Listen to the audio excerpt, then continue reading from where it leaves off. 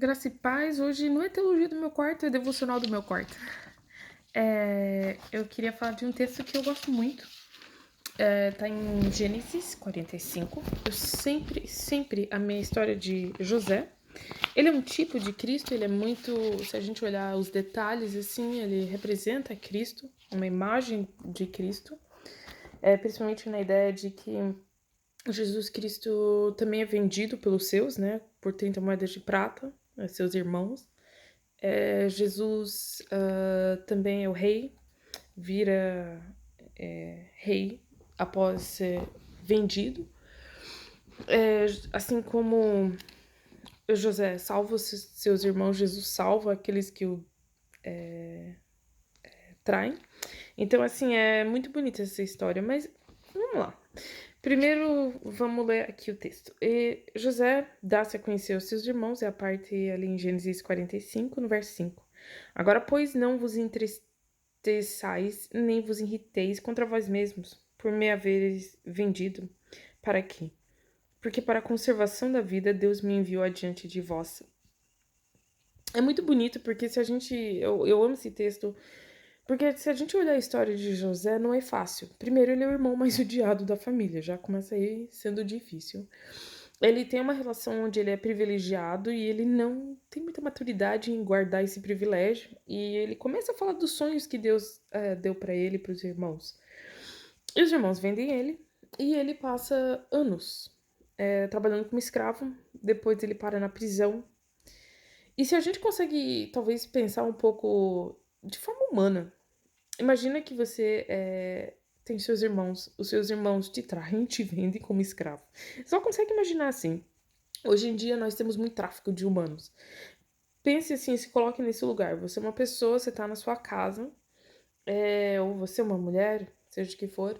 Aí as suas irmãs não gostam de você, elas vendem você pro tráfico de mulheres em prostituição. É mais ou menos isso. Eles conseguiram vender para um dos piores lugares, né? Egito ainda, onde Israel já tinha saído. E ele vende. Ai, desculpa, tô confundindo história. Israel vem depois. Esquece aí, a memória tá ruim. E ele vende, ele é vendido pelos seus irmãos e ele passa ali o sofrimento, ele passa toda aquela tristeza.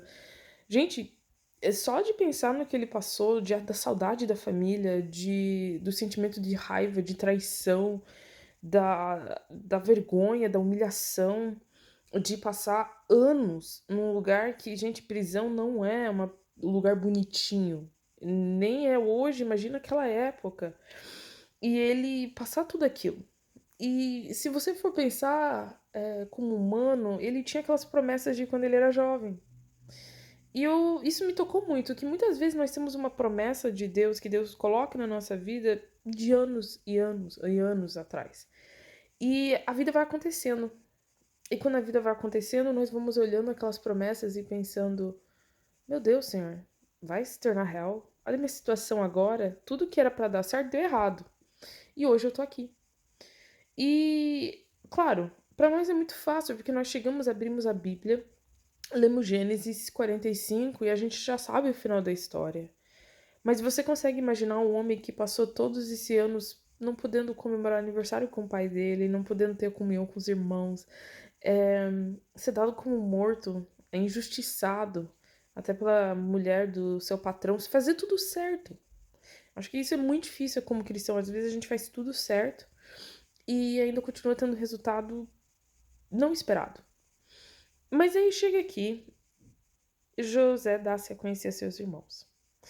Não sei você, mas eu na carne pelo menos ia ter um pouquinho de briga. Eu não ia ser tão querida. Eu ia pelo menos ter raiva, ter rancor, angústia, mágoa. Mas a atitude de José não só é uma atitude que a gente consegue ver em Cristo, a gente precisa ter essa atitude como cristão. Uma das primeiras coisas é que ele cuida dos irmãos, do sentimento deles. Ele manda mantimento para lá. Ele quer realmente saber se eles se arrependeram, mas é que ele fala, não se entristecem. De chegar e falar pra pessoa que te fez mal, não se entristeça, isso mostra o quanto Deus trabalhou no coração dele. E às vezes na nossa situação da nossa vida, a gente precisa olhar para as coisas assim, de não se entristecer pela circunstância, pelas pessoas que nos feriram, pelas coisas que nos aconteceram. Por quê? E ele continua: não se irrite contra vós mesmos, ele não deixa eles nem tomarem a culpa. Isso é muito grande, isso é muito importante. Eu vejo até na minha caminhada cristã, muitas vezes a gente quer culpar o outro pelo fracasso, pelas coisas ruins que nos aconteceram. Mas o José vê outra perspectiva. Ele fala assim: não fiquem irritados contra vós mesmos por ter me vendido para cá, porque foi para a conservação da vida. Deus mandou, me enviou adiante de vós. Deus mandou ele num propósito. E eu sei que é muito glamour quando a gente começa a falar: ah, no meu sofrimento vai vir minha vitória. Mas às vezes a vitória, ela vem que nem a forma de Cristo, ela vem quando nós partimos para a próxima. Muitas vezes a vitória vai vir anos e anos depois. Muitas coisas você vai ter perdido. Muitas pessoas você vai ter perdido a convivência. Muitas coisas o Senhor vai trabalhar no teu coração. E eu falo isso, eu vejo esse texto, eu acho lindo. Lindo porque nós temos um Deus que nos ama. E que ele nos manda às vezes adiante da próxima geração de pessoas que ele vai levantar.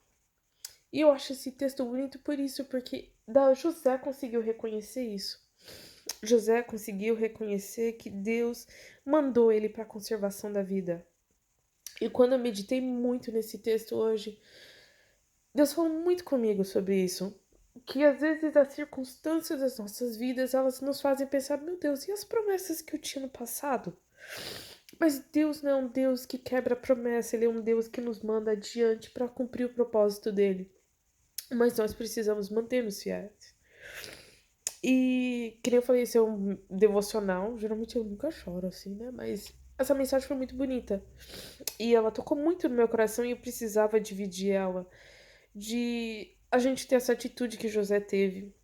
De olhar para as circunstâncias, para as pessoas, para tudo que nos acontece e ver a mão poderosa do Senhor trabalhando a nossa história, trabalhando a nossa vida, nos colocando num lugar certo, na hora certa, para fazer um milagre.